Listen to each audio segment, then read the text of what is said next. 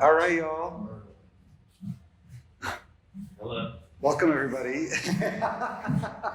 I love this. I've never lectured to my friends before, to the majority of my friends. I love this. Is going to be nice. Well, you guys know me already, but my name is Jad-Evangelo Nasser, and I'm a diversity, equity, inclusion, and multicultural specialist and educator. And today, I want to bring you a very important topic around, modern day digital media and how multicultural storytelling by marginalized communities can be incorporated in a storytelling format. So, which is why I call the session Multicultural Storytelling and Digital Technologies. All right, y'all. Hello. Welcome, everybody. I love this. I've never lectured to my friends before, to the majority of my friends. I love this. Is going to be nice. Well, you guys know me already, but my name is Jad-Evangelo Nasser, and I'm a diversity, equity, inclusion, and multicultural specialist and educator. And today, I want to bring you a very important topic around, modern day digital media and how multicultural storytelling by marginalized communities can be incorporated in a storytelling format. So, which is why I call the session Multicultural Storytelling and Digital Technologies. All right, y'all. Hello. Welcome, everybody. I love this. I've never lectured to my friends before, to the majority of my friends. I love this. Is going to be nice. Well, you guys know me already, but my name is Jad-Evangelo Nasser, and I'm a diversity, equity, inclusion. I love the influence of parents in terms of cultural upbringing, how it shapes our stories. I like that a lot. And to be honest, everything that you're saying, everyone is saying, is an advocacy. It's narrative. And narrative is a huge part of this presentation because it stems from a place of culture. We have experienced things given our cultural background, given our lived experiences, given our understanding of the world, given just how the world perceives how it's marginalized us. We're built to tell stories, Hi, hello, how y'all doing? Welcome. Well, my name is Jad-Evangelo. You guys can call me Jad, and we just got started. Actually, we were talking about health equity and marginalization of people of color and underrepresented communities in the US and around the world, and how does that help us narrate our stories in a world that wasn't really built for us. And in my line of field, I was telling everyone, I'm an educator and diversity consultant. I talk a lot about how do we amplify global narratives that have been erased from history, that white people have erased from history, and you barely find any data or any stories on these communities. Even in America, there's a lot of narratives of Black Americans that have been erased that you don't know of unless you find a piece of written material somewhere and you realize, why isn't this on the forefront? Why isn't there awareness about that? So I want to give an intro to multiculturalism from my point of view as a globalist. I'd like to focus today on how we narrate stories of marginalized communities based on their shared experiences, their values, their upbringing from around the world. But also, how can we tell these stories in modern day technology? For example, if we want to talk about the Crown Act, and the new law that's passed that Black women can have their hair natural in the workplace, everything, how can that be narrated, for example, through VR or through digital media? How can we utilize space and sound around us to narrate these stories? How can we reach our audience? Because we live in a digital world, and the world we live in, everyone's exposed to many things. So we need to utilize these tools around us to narrate our stories. There are different types of digital media platforms today.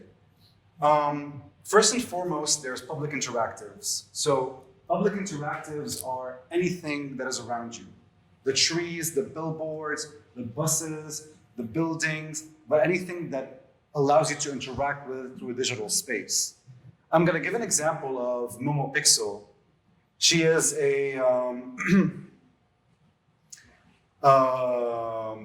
she's a digital artist, and she created a game called Hair, which I thought was very interesting. Basically, based on the history that a lot of white people have no boundaries when they come and they touch Black women's hair, So she created a game where you actually wave white hands from people touching your hair. I thought it was very brilliant, but I thought it was a very great story because it tells a story. Here, I'm gonna play it to you. Let me see.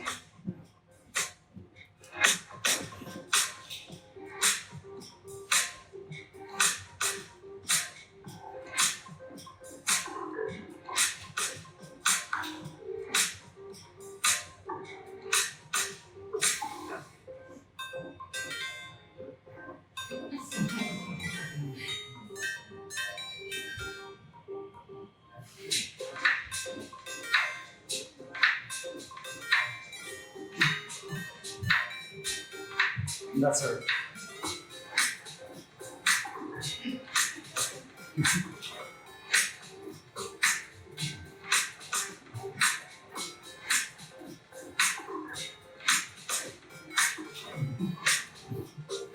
All right. Do you guys have any comment on that production? Any thoughts? Do you think if you saw a game like that, would you interact with it in public? Definitely. Mm-hmm.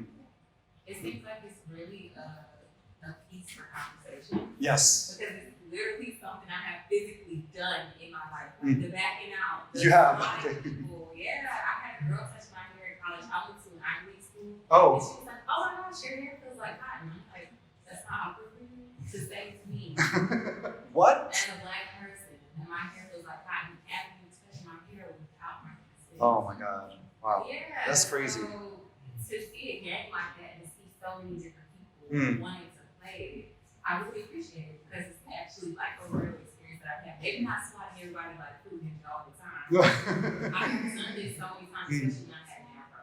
Now, I mean, it's still done. I mean, some people would still want to touch. Yes. Some people would still want to touch. They don't, you know. They want to know They the don't- yours, where you came from. They want to know everything. And they And complimenting it like it's a like they think they're doing you a favor when they're complimenting. Oh my God, it's so coarse. Like what? yeah, you know, like, exactly. So I, While they're about to touch it, like yeah. crazy. Yes, Thomas wants to say something. I really wasn't going to say anything. It's interesting to think about because I'm older.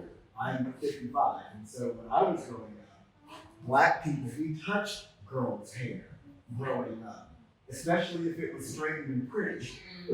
So then things changed because hair changed, Yep. and when hair changed, the energy around touching hair changed because you didn't know. And so when people started to try to appreciate black hair in their appreciation, it's almost like saying I'm colorblind. The same thing that was happening.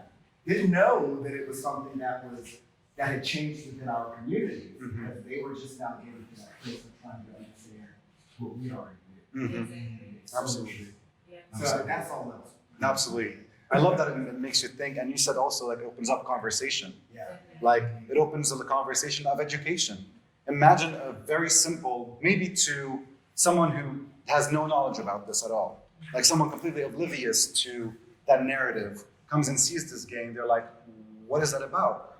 What is the story behind it? What is the insight behind it? Like, how did that come to be? Like, I'm very curious. It opens a platform of education for people who don't know.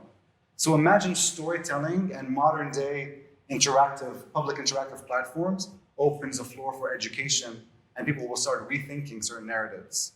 Yes. I really like that idea because I think oftentimes too, I've encountered white people who have very good intentions, but they're so afraid to ask questions. You know, and so I think with them being able to be in an environment like that, that's also free judgment in a way, because sometimes it is offensive, sometimes it is racist, but then sometimes they don't know how to ask. They just don't know how to And ask they questions. avoid asking them on stage. Completely. They don't want to feel uncomfortable too. Right. And the problem is like, they're not going to learn, they don't want to learn that being uncomfortable is a step towards learning. Exactly. Because we've all had to be uncomfortable in our lives to learn. We have We live We live in an uncomfortable world. So this is insane. Another one is, I think is very interesting, virtual reality. I'm pretty sure all of us are familiar with virtual reality, but what I like about it is that like right now, Black creators and Latinx creators are taking over the space of VR and the metaverse. They're getting paid a lot, not as much as certain white people, but we're not gonna get into that a lot, but they're dominating the space to narrate their stories.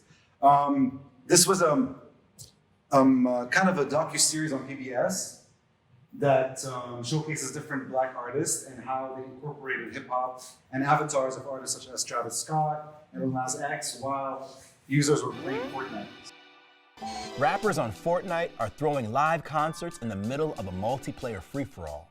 Major record companies are cutting deals with AI songwriters, and millions can't wait to get their hands on the latest streetwear drop for their avatars. Hip-hop is the sound of the future, and the future is coming fast.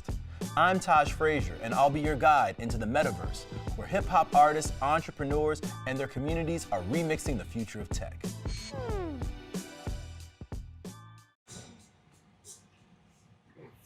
Yep. So I thought that was very interesting because, like, you know, I'm not too familiar with VR equipment, but I've noticed, like, you can tell so many great stories by actually immersing yourself in them by utilizing VR as a tool. I'm curious, do you guys, like, you know, anybody here interested in VR or experimenting with VR in their field? You are? Yes. Okay. Have you ever, like, was there a particular game that you tried? I have tried games like out, like if I was going to like the Dave and Buster's type of thing, I did a thing at the Journey.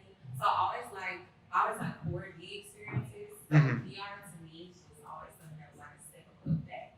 Okay. Being able to have like that Ready Player One type of experience where you're actually in it. Yeah. And then I used to work for the amputee coalition doing peer Oh. support outreach. Mhm. And they had a whole support group in Second Life. I don't know if you're familiar, but yeah, so a lot of people had limited mobility and things like that. So Okay. they would go into Second Life with their avatars and they would go on like rainbow uniform. Is it accessibility? Are we talking about accessibility? Yes, Okay. it's much more accessible. Much more and accessible. It also allows people to come from everywhere. And meet Yes. each other. So they would have these really deep friendships. Some people form Love that. relationships and everything. Yes. Being in VR, it gives them a second life. Mm-hmm.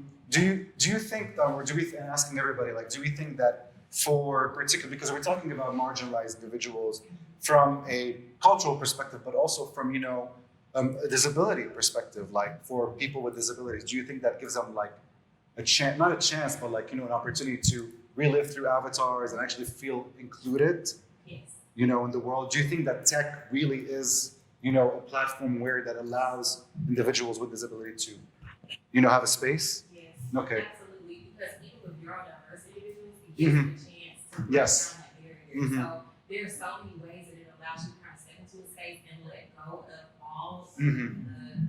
just like the restrictions that society puts on you. Exactly.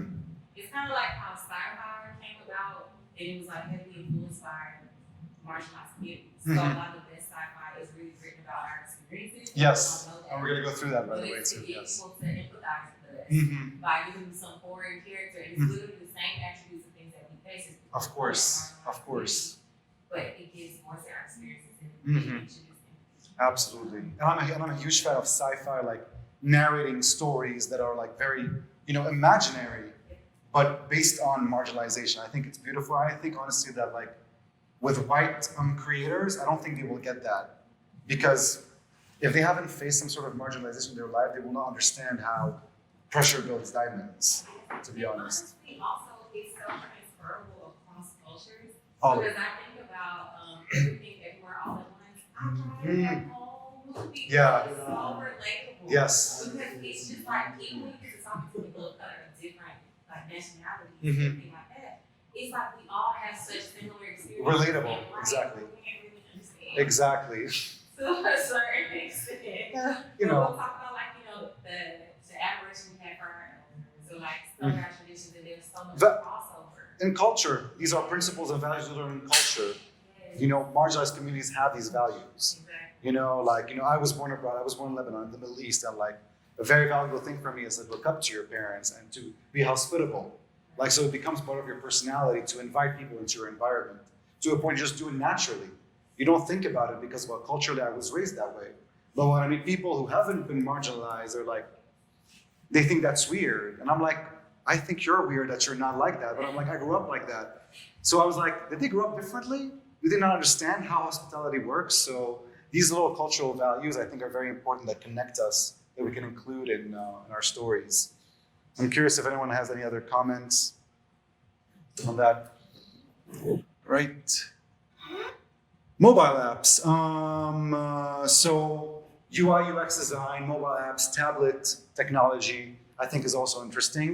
How can we tell stories by literally incorporating them within apps? You know, and you can like play with an app, or it's a game, or it's something you incorporate on your keyboard, and then it tells you a particular story.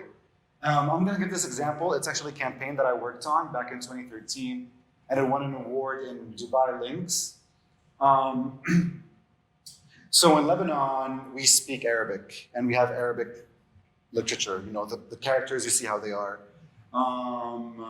Being colonized by the French, and French being a Latin language, and also having, you know, imperialism by, you know, American society and all of that. So we had to adapt English language and the Latin words in our, you know, in our schools and everything, but we still talk Arabic, it's our native language. Imagine how utilizing a colonized language and incorporating it with your own and mixing them together so it can be understandable. So I'm gonna play this video. Why does Arabic sound so different? It has a lot of letters that sound like Latin, but it also has other letters that don't exist in Latin and make up a lot of our words. Ha, ha. Those are the weird sounds you hear us make when we talk loudly. And so, when the internet chat era started and we only had a Latin keyboard to write in Arabic, we had to recreate our different letters out of numbers. The A was written using a 3, the A 2, the Ha a 7, and the Kh a 5. We called it Latin Arabic. For us Lebanese, quick to embrace anything with a Western flair, we embraced Latin Arabic immediately and flew with it. But nowadays, social media chats and posts are sent mainly from mobile phones. The setback we face with the Latin mobile keyboard is that we need to go fetch the numbers on the second page of the keyboard in almost every word we write. Touch, Lebanon's leading mobile operator, decided to take action, and so Touch created Lepkeys, a Latin Arabic mobile keyboard. Its design base was taken from the Latin keyboard that everyone was already used to. Then the letters we don't use were identified and strategically replaced with the numbers we do use. The timing was perfect. Everyone had just upgraded to iOS 8, which newly allowed third-party keyboards. So Lepkeys was launched on both the Android and Apple stores as an app for mobiles and tablets. Once downloaded, users simply install it on their mobile devices following these simple steps, and the Latin Arabic keyboard becomes part of their phone's preset keyboard menu, ready to use for anything they want to write without hassle. That's how Touch turned a complicated chat into a seamless one, allowing the Lebanese to express their every emotion and opinion with a platform created just for them. And that doesn't happen often in Lebanon. Usually, we just adapt from others.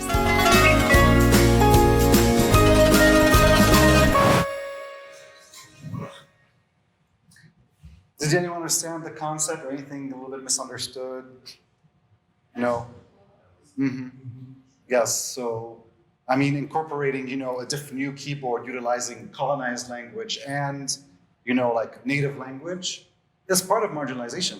You know, it's part like of marginalized. If we were never colonized by the French or never colonized by, or had like, you know, influence of the Western world, this campaign or this story or Latin Arabic would have never been created. I will never say thank you colonizers for this, never ever will say that.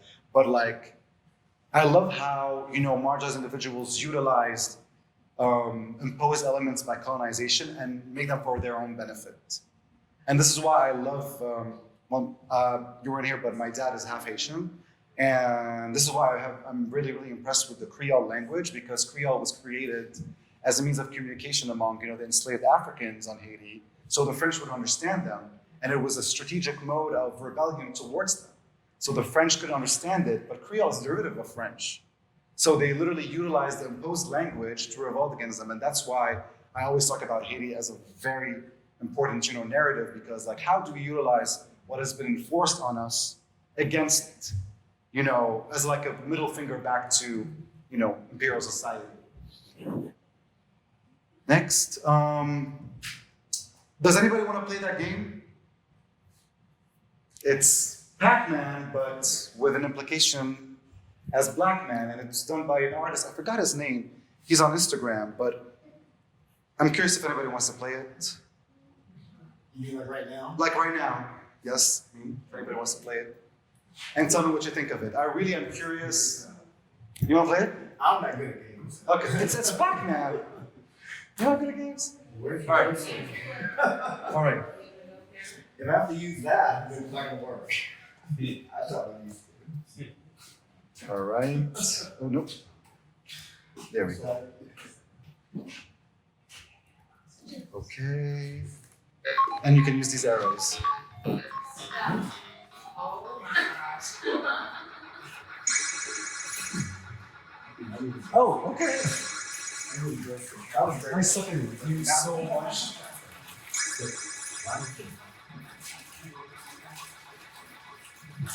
Pushing brown instead of. Ooh.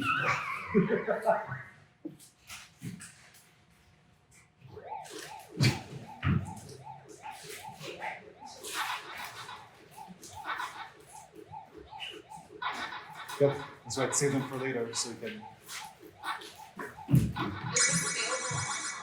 This is available online, yes. I have the link. It literally, just the link, you play it and that's it. That's it. Hey.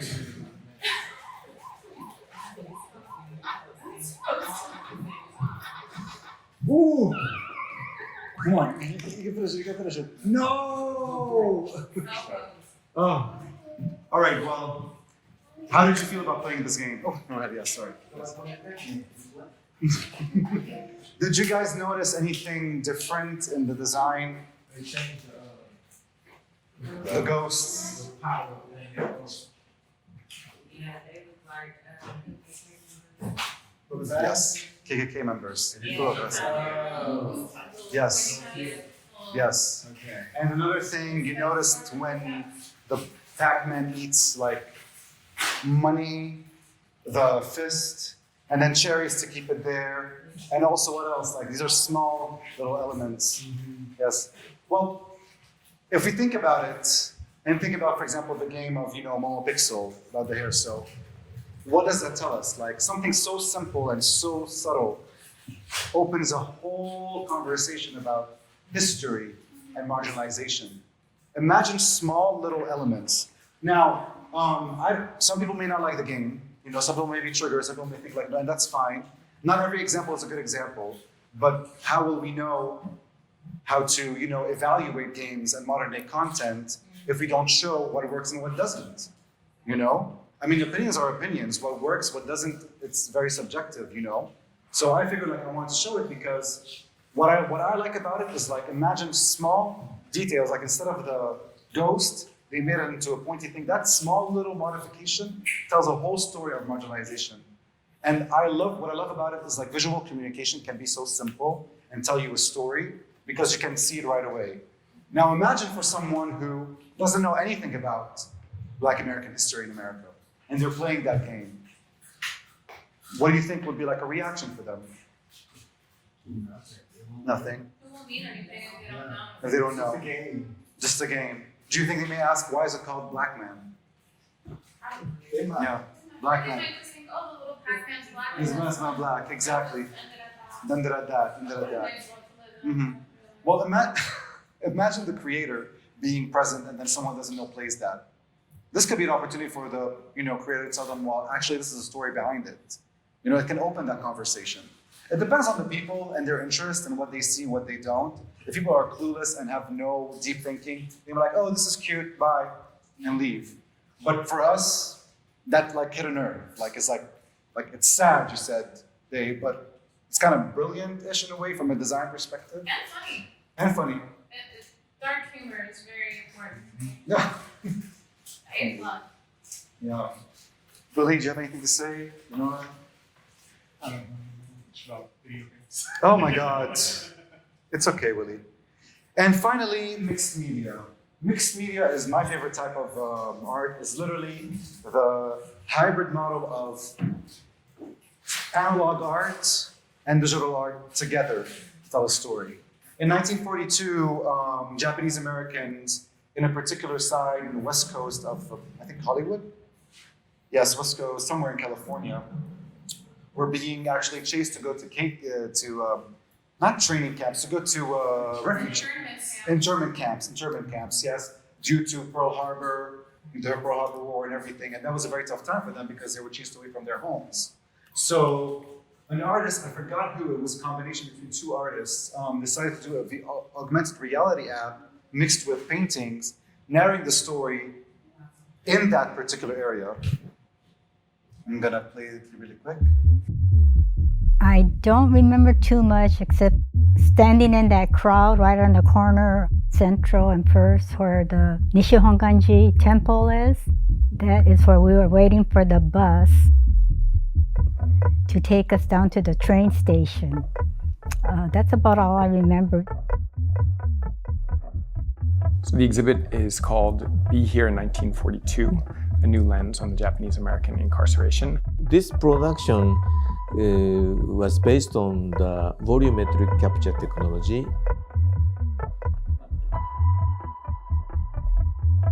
I think it's going to be different for every person. I've never seen an exhibit that affected me so much like this one. My name is June Aochi Burke. I'll be 90 this year. I was 9.5 when we were evacuated and we had to leave our homes. The topic we focused on is about the moment people are waiting for the bus or the train which went to the camps. This right here is where real people 80 years ago were standing, getting ready to step on a bus and leave everything. There are these two augmented reality installations. You walk around in this space that is filled with images of Japanese Americans waiting to get on buses. The Yanai Initiative is a collaborative project, UCLA and Waseda University in Tokyo. This is the biggest project that the Yanai Initiative has ever undertaken. There's one picture of me holding a doll. I've seen a lot of pictures of that doll. All of these photographs were shot by the professional cameraman. They were commanded from the American government at that moment. Even in that situation, the cameraman came in, following with maybe 5 or 6 Caucasians surrounded by you when you were 5 years old. That's the kind of fact I found when I close up the eyes. There is a silhouette of the people reflected. It's like seeing the whole evacuation from different eyes. Anyone has any thoughts on it? Well, most people don't even know that happened. No. Most people that live in this country, they have Most no clue. don't even know. We don't even talk about it. Wouldn't even talk about it. It's a really complicated issue for a lot of reasons. Not complicated like it, obviously it shouldn't have happened, but you have to. Fear drives a lot of things that happen, and for those of you that aren't familiar with this particular thing, just really quickly, World War I happens in Europe. It starts there. The United States doesn't enter World War I until 1916. The war had already been going on for 2 years. Americans did not want to be involved in a European war because they're like, that has nothing to do with us. They've got kings, they've got emperors. We have a president.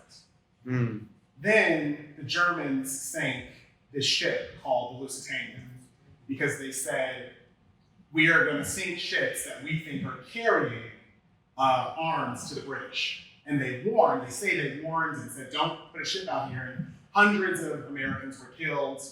Lusitania sank, and then shortly after that, the United States entered World War I. World War I is it was the first modern war, and incredibly, this was where gas was used, trench warfare. If you haven't seen the movie All Quiet on the Western Front, amazing, vivid.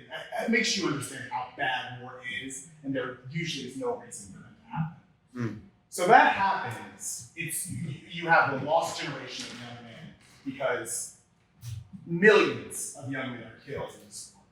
So by the time World War II, Hitler is in Germany, Mussolini is in Italy, and then you have the Empire of Japan. They're all working together eventually to say, we feel like we should be over the old Western powers like Great Britain and France. when the Japanese decided, the United States did what it did in World War I, which was, we're not going to get involved in this. We don't want to be involved in this European war. The United States stayed out of World War II. They helped some of their allies, but then eventually the United States doing a little bit more. And one of the things they did was say to Japan, you're not going to be able to stop, and you're not going to create embargoes to China, which was a country that the United States was trying to keep out of the war as well. So then the Japanese said, well, we're going to get the United States in this war whether they want to be or not. So the Empire of Japan attacked Pearl Harbor out of nowhere. The United States was caught completely off guard. Did not think that no American soldier had died in the United States since the Civil War. That was a big deal that they did that. And the United States freaked out because now we have to be a part of this war. Then they're looking at all of these people from East Asia who don't look like anybody that's in this country.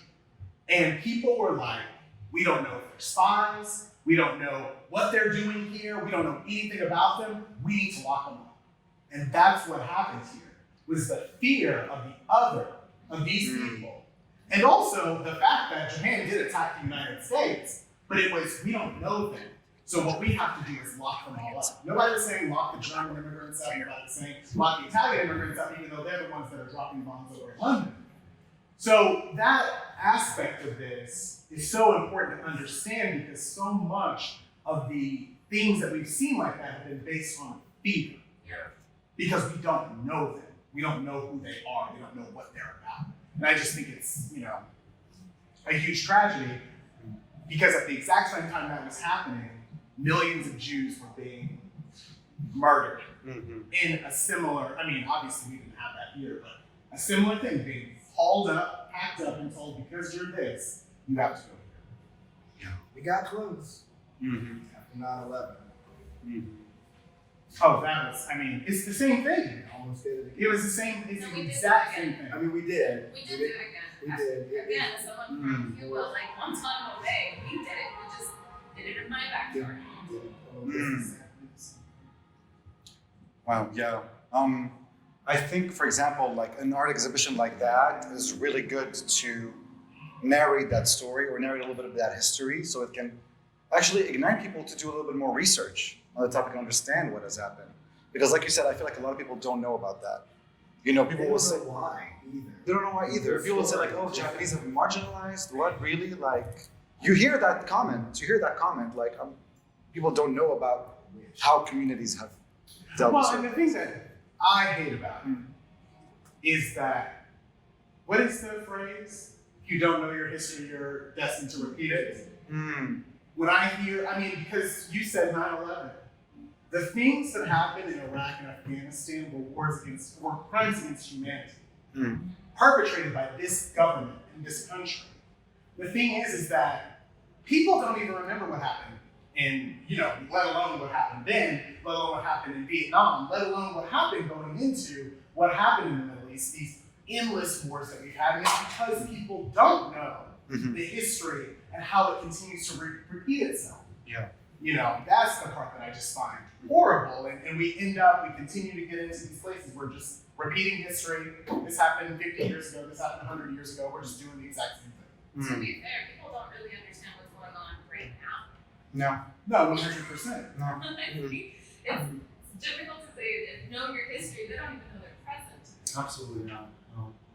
Well, on that note, this is not the only thing that a lot of people in America don't know about, or we'll say foreign communities, Like, a lot of people still don't know a lot about Cuba and the Cuban Revolution. Correct. And Fidel Castro, and who was Fidel Castro, and how did he lead the revolution? Why was he leading the revolution? What are the two perspectives of Cuba from the classism perspective? Is colorism a thing in Cuba? Is racism a thing in Cuba? What is going on? People go to Miami like, oh, I met Cubans. Cubans are white. They're entitled. And like, do you know what happened in Cuba? Like, you talk about Cubans that you know in Miami, but do you know a little bit about Cuba and like the history of Cuba? And Dylan, I think I would love to hear also like, your That's another thing I can talk hours for. Well, I'll keep limit of time because we have to be out of here by 8. Yeah. But this artist actually, he did a 360 filmmaking project, how he sees Cuba from two perspectives. How was Cuba portrayed in the media and how he saw Cuba. Now, what I like about it is that like he literally put the 360 camera as a process like with the locals, and then when there were like protests happening, mixed with animation of animation of like soldiers, but at the same time like showing parts of the media content, the news content, and that kind of like putting us in a world that like, wow, what is happening in Cuba? I'm really excited to see this because I've never seen this before. Do you want to come navigate the camera? Sure. Oh, it's so cool. Fun.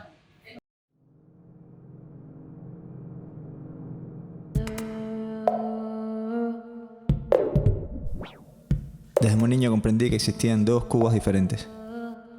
La que veía en la televisión y en la que realmente vivía. Y yo soy la voz en tu cabeza. Este 1 de mayo, en marchas y desfiles por avenidas y plazas, nuestro pueblo, en combativa demostración popular, patentizará el respaldo a la revolución, al partido y a su dirección histórica, para convertir el Día del Proletariado Mundial en un digno homenaje a nuestro comandante en jefe y para refrendar el sagrado juramento de cumplir con el concepto de revolución.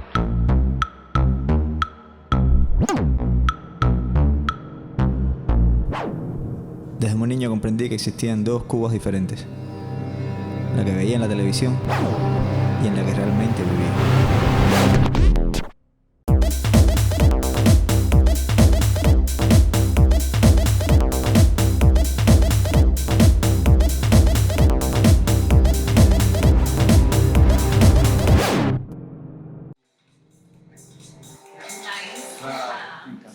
Yes.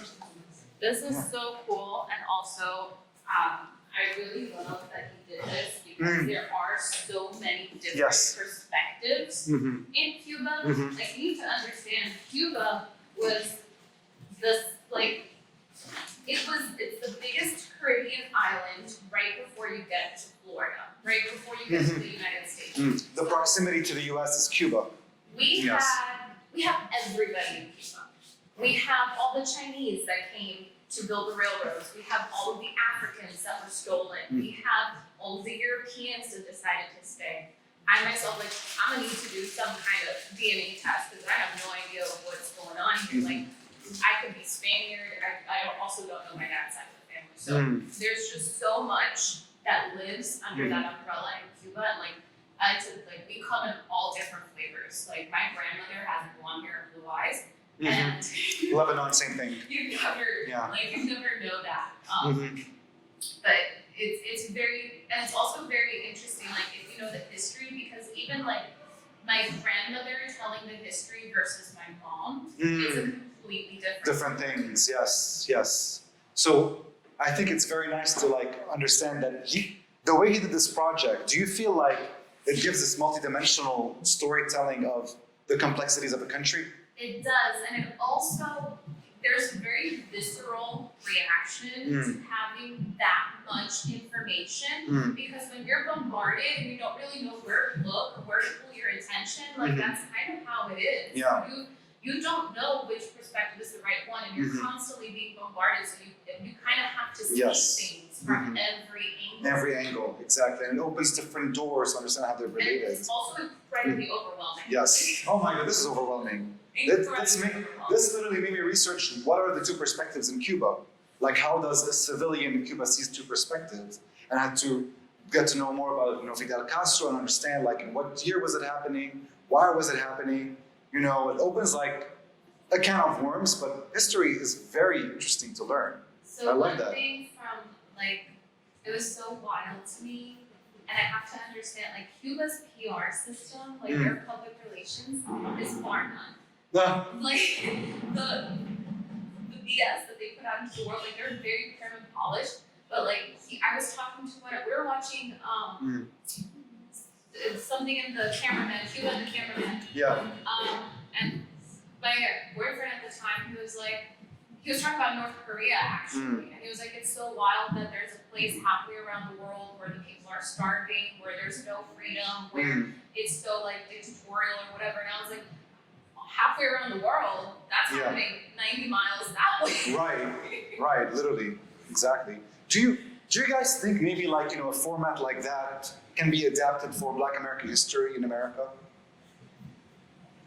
Given, do you feel like, there are these multiple perspectives that people don't understand of the complex? Well, I don't want to say complexities, but I feel like a lot of things we don't know. Do you feel like that can be incorporated locally for the history of this country? I definitely feel that way. I would be interested in seeing like a VR experience, kind of like how they did with the Japanese Americans. Especially like thinking about places like Tulsa or thinking about Atlanta. Because if I could step outside, my granddad loves telling stories. Like, I'm like second or third generation literally from Atlanta. So being here and seeing it change, even in my time, is a complete difference. Yes. And so having that experience and being able to see all the places that like I saw in high school that aren't here anymore, that were theaters and Summerhill, and like, my grandma grew up on Andrew Young's National, right at the intersection where the expressway is. She's like, yeah, this used to be an alleyway. This is where I grew up. This was my home. Wow. It's not here anymore. So being able to be places that even in the city, being able to see Black Wall Street in Tulsa, I can't even imagine like experiencing that, because it was overwhelming watching it, but I want to see it. Right. I want to know where I am. And you've been to the National Center of Civil Rights. Have you? Okay. It's such an amazing VR opportunity, like to be able to literally walk through the streets. It visualizes it, yeah. Through time. I will say one thing. When I went to the National Center of Civil Rights, and I'm currently partnering with them on some DI initiative, there was an exhibition that is audio, and I love audio exhibitions. It made me cry when there was, they were doing peaceful protest at the bar, restaurant, and they were being attacked. It was the poor white people and Black people protesting silently. I forgot for what reason particularly in that time, but they were being harassed by, white supremacists who were like throwing food at them and everything. So that's something that, I heard about and I've seen in video, but actually feeling it, and this was made up. Like this was recorded by an actor, sound effects, everything. I got triggered so much. I think it would be really cool to kind of combine this. I think the things you're talking about are more positive, or more like, bad, and you're talking about things that are a bit more traumatic. Yes. I think one of the things the antebellum period, so before the Civil War, like between the Revolutionary War and the Civil War, is a very misunderstood period of time, because it's basically two extremes. On one extreme, you've got Gone with the Wind, the very sympathetic white Southerners view. On the other side, you've got something like 12 Years a Slave, which is this black trauma, all about, that sort of thing. And the truth actually lies somewhere in the middle about what it was to exist, because that's a period of time that's over. When you think about the time when the first Black people were enslaved here in 1619, all the way to 1860, when we were 61 when the Civil War started. That's multiple generations. That's families starting, people living, people dying. And it's, to me, I remember I read a book that was about Savannah, Georgia. And it talked about the really unique kind of social strata of Black people in Savannah in the antebellum period, because one of the things really interesting about Savannah is that was the port of where, like, whenever Abraham Lincoln, when he said, we want to free all the slaves, but what are you going to do with them? Well, they're not going to live here, send them back to Africa. And then the country of Liberia was started, the colony of Liberia, and lots of people went from the United States to Liberia, and Savannah was where they would get on the ship to go. Obviously, it was going every 6 months or what have you. So you would have all of these free Black people in Savannah for several months, interacting with whites, interacting with slaves, and you had all of these slaves who were skilled. They weren't just working in fields or working in a house. They were skilled, locksmiths. They were skilled,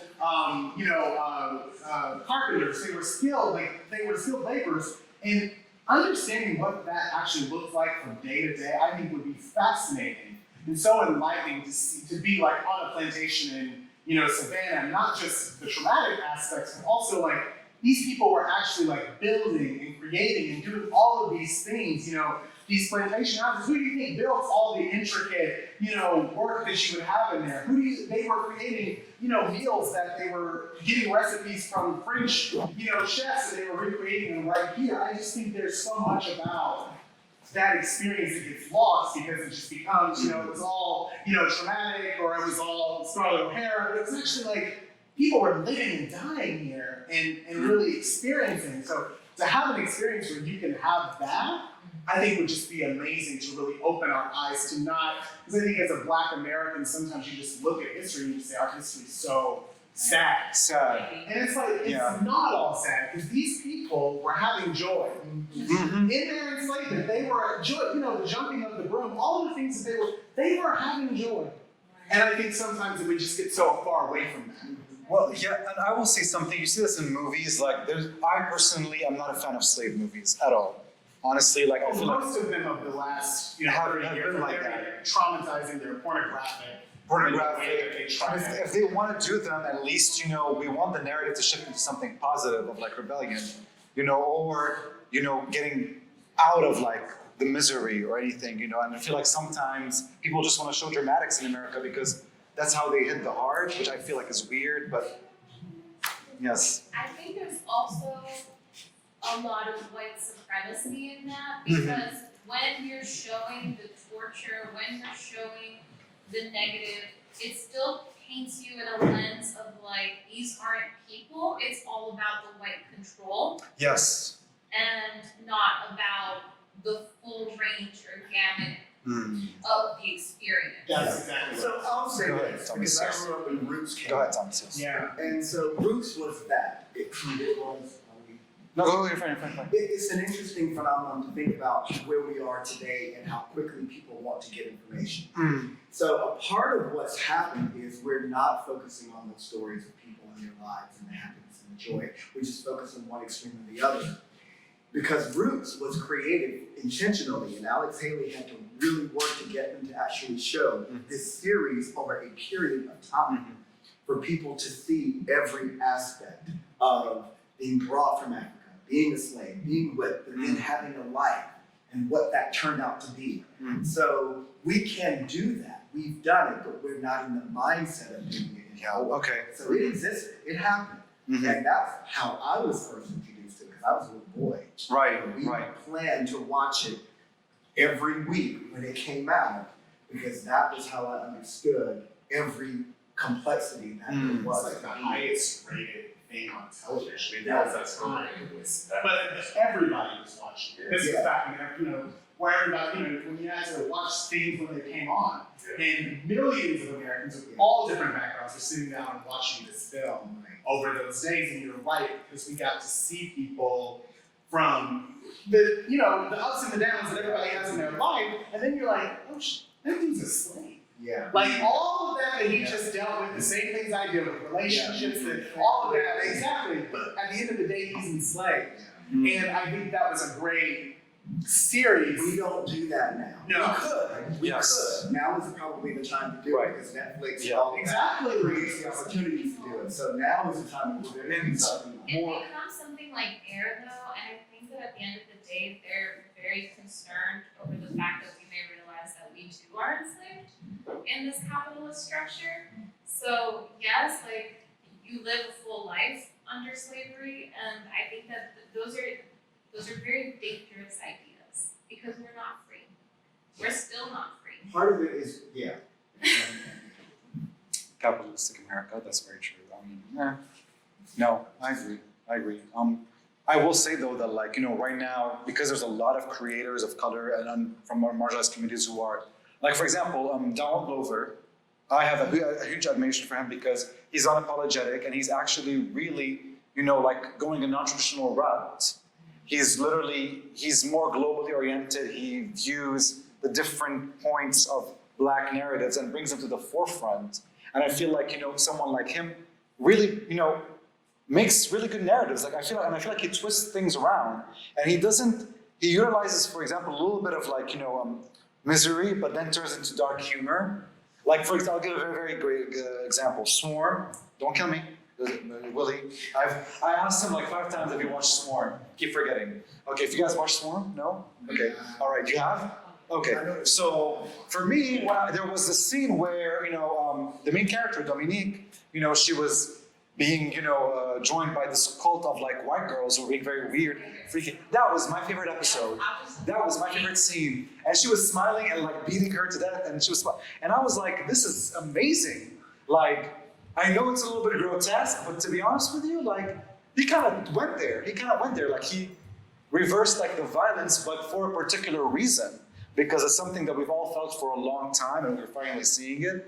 Like, it served a purpose. Now, it may have been a little bit, extreme to some people, but honestly, like, we're living in a world where cinema has to be like, a little bit like controversial or extreme to get the point through, because if she didn't kill or, Masako had a smile on her face, I don't think the nerve would have been hit, to be honest. But I feel like that's an example of like how you turn like marginalized experience into a revolting experience. And I advise that a lot in my line of work, like how do we look into our history, but flip it into victory? And I'm gonna share my work at the end so we can give you an idea. Yes, go ahead, Dave. No, you should put that on a t-shirt. I love that. No, what? I forgot what I said. Make history into victory. Oh, that sounds nice, wow. Yeah, you said that. Yeah, wow, I forgot it. I forgot it a minute later. ADHD. Anywho. Keep it in your head. Two more quick examples of flipping it into victory. Mus is an app for the Muslim community, dating for the Muslim community. Muslims have been perceived as like terrorists, as like, being equalized to Arabs and looked at as like down, like they're poor and everything. Like a lot of negative connotations towards the Muslim communities. What I love about this app is that it shows on the website the beauty of the Islam community in terms of love. And then we also can have a dating app. We also can meet people on a dating app and, share similar values. So what I like about it is that like, it tells a story and it shows that how Muslims come from different ethnicities and backgrounds. So I think it was a really good example because even though it's an app, it does tell the story of reinventing the narrative. So I wanted to show that. And this is one of my favorite. I was inspired by this too. Caribbean Heroes. I forgot his name. He's on Instagram too, but he utilized an AI tool to create heroes, Caribbean heroes from different Caribbean islands. And what I like about it is that, like, again, from a design perspective, the implication of like forms, shapes, and colors, and of the flag into suits, and how, for example, in Aruba, like, he shows like the little palms, like the gold. It tells you a little bit of a story. I was like, okay, so this armor is influenced by, the culture in Cuba. So what is Cuba known for? It's resources, or it's like, powerhouses and all of that. I like it. I mean, it's very simple, but it gives you like a sense of imagination. Like, we've never seen Caribbean superheroes. I mean, the only thing we have right now in our community is like Black Panther, influenced by, African countries and African dialect. Yes. So deeply problematic. Some people do not like Black Panther. Like, a lot of people who were in the Black Panther movement were not okay with the film, by the way, at all. At all. Right, it's erasure. It's a form of erasure. And then that second movie where they just had, let's just have the brown people fight. Like, there was no reason. I really hate when they do that. There was no reason. I really hate when they do that. I really hate when they make us like fight within our own. But I like the second one though. I think I want to be clear. Like, sometimes we can get so in a space where we're kind of like everybody over here against white people, but we're not all perfect either. No, not. And there's lots of issues. So I think that it's a form of reductionism whenever we are supposed to be like not have our own issues amongst ourselves or things like that. Because I mean, there's a civil war in Ethiopia right now that the mainstream media does not talk about. Or what's happening in Sudan. Terrorist group throughout much of sub-Saharan Africa that's doing a lot of damage. And I'm not saying that to say Africans are this. I'm just simply saying that when we make it all about, well, the Europeans did this, we don't talk about what these people did to these people and what's going on with these. It's all about expanding the narrative around the experience, which is not limited to just, we are not just what Caucasian or European people think of us. Well, let me tell you something about that, Willie. When I think it's very important, but the average white American mind sees that and thinks, look at those people of color fighting against each other, and looks down on us instead of like, you know what, let me actually learn about this. They look at us, and this is why sometimes I feel like I do want to tell the story about, like, you know, what's happening in Lebanon, in Palestine, to certain people. The reactions I get, why do you all fight in the Middle East? I don't want to do this. I don't want to educate. Because there wasn't enough conversation around the true conflicts. I feel like it was that was my problem. And I understand that the family was always in our grief, so I did appreciate that. Yes. The exploration type of grief. But I feel like that in itself was kind of a little bit of a dismissal of like, what is the real issue here? Yeah. And we talked about why they were like, they just started fighting. And so I think that's what it is, because we understand. And I think sometimes it still is like that between like different groups of people. Like sometimes people are fighting, they don't even know why they're fighting. Right. They've been fighting for so long. Right. But in that situation, they just started fighting. So, Exactly. And then I just wish it was more depth to it, because they were really good about having conversations in that movie. Or if you can bring that into educational platforms like these, for example, where we can talk about it and hear lived experiences and understand why. You know, and I think the problem is with a lot of people, I mean, in America or around the world, like, we're so influenced by social media. Like, oh, I saw a post that, you know, Ethiopians do this, so you should be doing that because I learned it from Instagram. And I'm like, this is your reference? While you have Wikipedia and history and documentaries, like, they don't take the extra step to learn and go deep into it. They rely on the surface level things. So, you know, but what I like about this group here is that, like, you know, we actually want to expose these things. And, you know, we have our feelings about it and everything.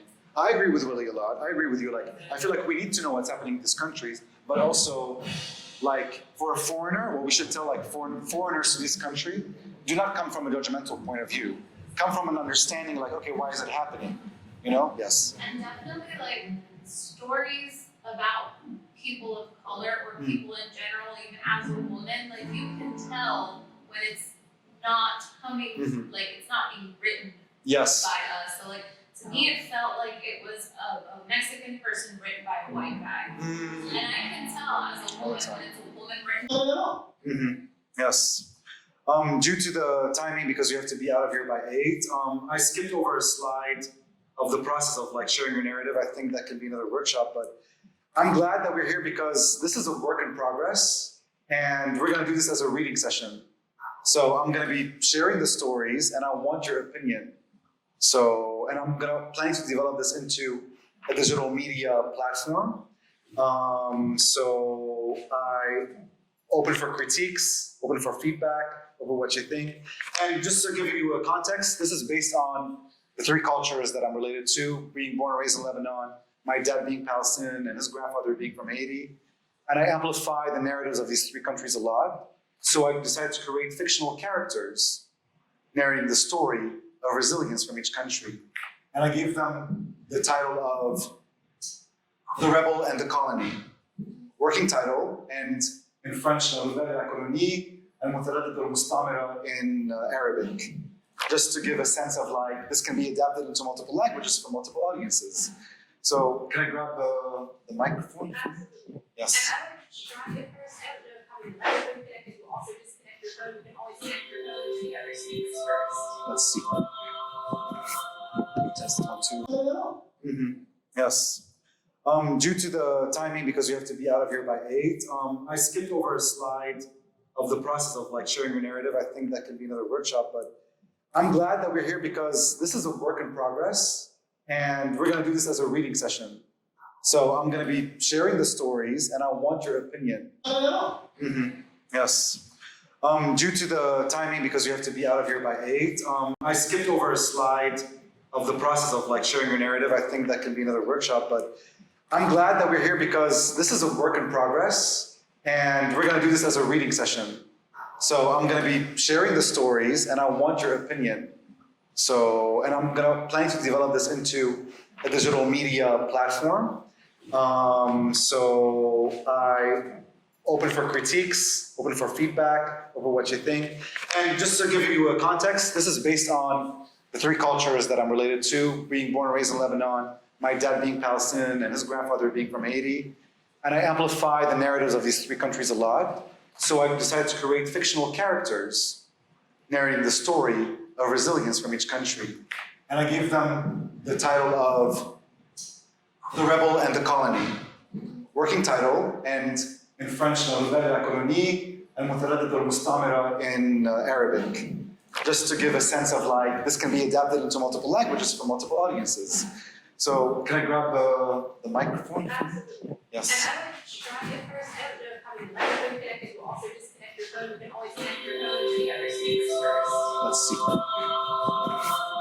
Test 1, 2. And you'll twist the bottom, I believe, turn on. Oh, I think it's on.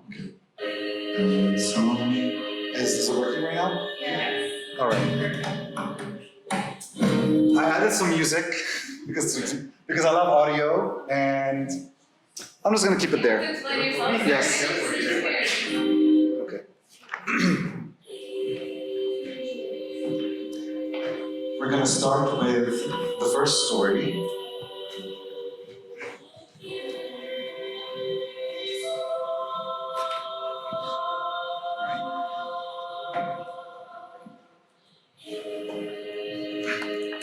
This one is called Hanadi and the Burning Parliament. It wasn't an ordinary life for a young adopted girl raised by a Muslim family in the rural areas of Ras Beirut in Lebanon. With curly, coarse hair, big lips, and a skin darker than a typical Lebanese girl, Hanadi would get teased sometimes for her looks. She never knew who her real parents were, but she always felt different from her fellow classmates. Regardless, Hanadi stood for herself. She thought and fended for herself. She went to school and graduated with a master's degree. Bright as she was, she had street intelligence and knew her way around. She helped people in need. After the tragic death of 200 civilians, including Hanadi's foster parents, from a terrible explosion at the port of Beirut, many citizens were frustrated, angry, hurt, and hopeless. The country was hit with an economic recession, along with an environmental crisis. Poverty came to haunt many Lebanese. The government did nothing to help its civilians. This caused uproar and protests. Resilient movements were formed for the first time. People were fighting against their own government who did nothing but enrich themselves, keeping most people in despair. Sadly, nothing worked. People failed and finally gave up. Meanwhile, Hanadi was devastated by the loss of her parents, who were the closest people in her life. She plotted to infiltrate the parliament, utilizing her academic credentials and connection. She found devious ways to get employed within the government sector. For a few years, she worked with the secretary to the prime minister, helping him out with his business cases, while secretly plotting to gain revenge for her people and her family. One day, members of the parliament, including governors, political officers, and the president himself, gathered in the public hallway for an important election meeting that was televised to the public. A few moments into the big meeting, a big fire started and a massive explosion erupted, with the parliament building leaving every single individual dead. Reporters and news anchors gathered outside, everyone shocked and horrified, and Hanadi stared at the burning building with a big smile on her face and said, "It had to be done." All right. Story number 2.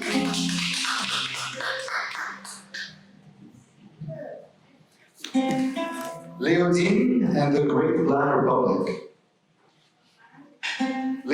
Louverture was born into slavery on the island of Saint-Domingue, which was under French colonial rule.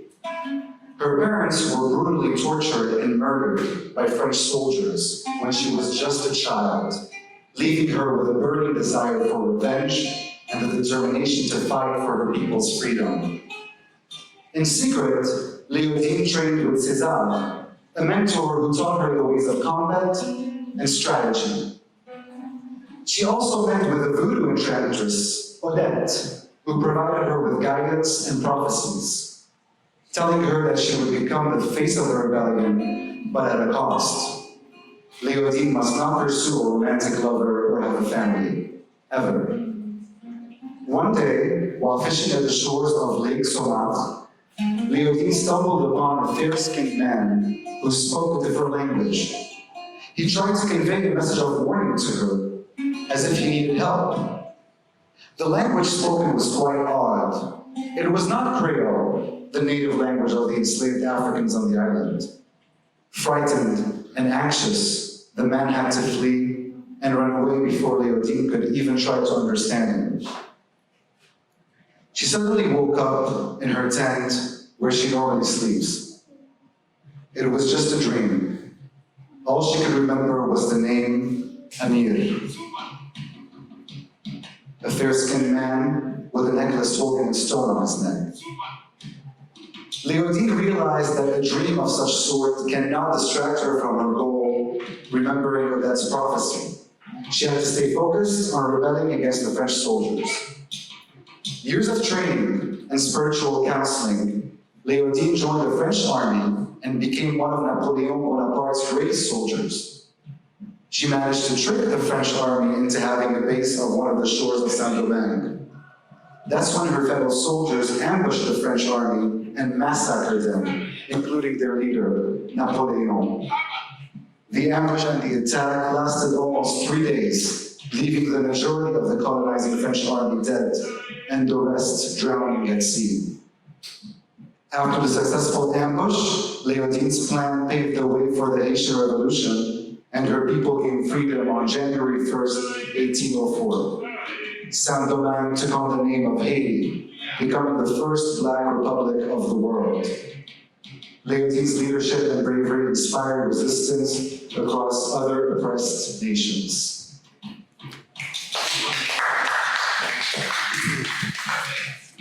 All right.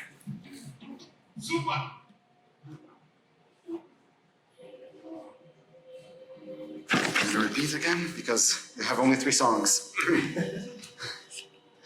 All right. Last story. The Keeper of Stones and the Resistance. Beit Salam was a peaceful village in the land of Palestine. It was ruled by the Usul nation surrounding the country and menaced all civilians who did not share the same religious beliefs and ethnicity. Hani and Tamara were natives of Beit Salam, and they had a son with magical powers. He could shapeshift rocks and manipulate stones. The boy once used his abilities to rebuild his parents' home after it was destroyed by the Usul soldiers. His parents kept his powers and real name a secret and did not let him wander alone to protect him from the Usul militia who could take advantage of his abilities or harm him. He was known as the Keeper of Stones in his village. Due to constant attacks on Beit Salam, Hani and Tamara knew they could not keep their son in the village and had to send him far away into a land for his safety. One day, they managed to send him with traveling passengers on an escaping ship that was sailing from the Dead Sea. It was the hardest decision they had to make. Crying and weeping, the boy kept shouting for his mother Tamara, who was devastated to let her only son leave. Habba Amir, which means I love you, Amir, in Arabic, were the last words the boy heard from his mother. The Usul militia continued to attack Palestine, causing many deaths, until one day, a tall man with a baby girl arrived on a trade ship at the Dead Sea. He was the Keeper of Stones. who had been away from his native land for years. He returned to Beit Salam, his home village, where he discovered that his parents had been murdered and destroyed by the Muslim militia. The man's identity was unknown to the villagers, but he carried a stone necklace around his neck and had striking grayish-green eyes. The neighbors, Isa and Ghada, a childless couple who used to be very close to the Keeper of Stone's parents, were the ones who delivered the news to him. Sad and frustrated by the news, he revealed his identity to them and promised he would get his revenge. They got very emotional and offered to keep him in their home and keep the baby girl safe. He then gathered a group of rebels who were prepared to defend their town against the colonizing armies. He used his powers to summon stones from the air and defeated most of the soldiers. The civilians were thrilled and filled with hope for freedom. But that moment didn't last for long, as a missile hit Amir straight in the chest, breaking his necklace and blowing him into smithereens. Hope did not last long. Meanwhile, Ghada and Isa and the baby girl were on their way on a bus escaping Palestine, and they were driving away from the territory. Many hours later, they arrived at a bordering country, Lebanon. After spending a few hours at customs, their assigned counselor told them that the girl can have full Lebanese citizenship, but can never return to Palestine. When asked about her name, Ghada was a little confused. She did not know what the baby girl's name was. She took one look at the sleeping babe, then turned to the counselor and said, "Her name is Hanadi." The end.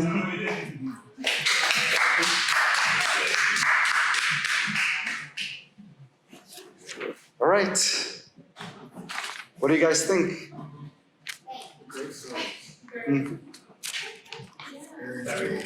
Mm-hmm. Say one more. Yeah.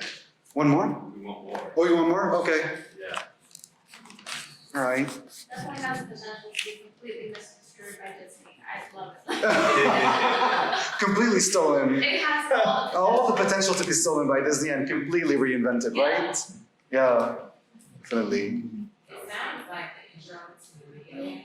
Mm. And Mm-hmm. I love it. But Okay. we don't get a lot of video games that, well, there's a lot of present now. Mm-hmm. But we don't get a lot of video games like this. Mm. Where we can actually go in and then it feels kind of like a ultimate almost. Mm. Something that's been passed down. Yes. Like Yes. those very rich. Like a rich, I don't know, almost like mythology. in a way. Yes. Yes. That's what it feels like. Yes. I love that aspect of it because it's very empowering. Like, there's some emotions at the same time because there's sorrow. Mm. There's grief, but then there's triumph. There's Mhm. everything all at once, Mhm. which is such a big part of all of our stories. Mm-hmm. Mm-hmm. I would love to see how these three characters also meet and interact. I feel like you have the beginning of a really powerful pantheon. Mm-hmm. Like even when you have like the Justice League or Mm. it's still very America centric. Yes. So it's very nice to see Mm. these stories Mm-hmm. and that power Yeah. coming from other perspectives. You got me with faith. Oh. Did you guys notice the link? Yes. Okay. Can you tell me what did you notice about the link between the three stories? Yeah, go ahead, tell me. The link is in the eyes. The eyes. Well, yeah. Oh, in the arts, yes. He, Very yeah. Babies? Hmm? So these were done on artificial intelligence, AI art, yes. I put the story into a small paragraph of each. And I'm like, this is how I want the characters to be. So I'm using artificial intelligence. Midjourney is the platform. Now, I'm not a big fan of AI doing the art because it's not done from a real artist, to be honest, it's inspired. It's done from all of the artists. From all of the artists, stolen from them. But I'm using this as a prototype to do an public interactive mixed media of the stories. So basically like Hanadi was the baby girl who was in Lebanon. She didn't have any foster parents. She had foster parents. She didn't know who her real parents were. And Leo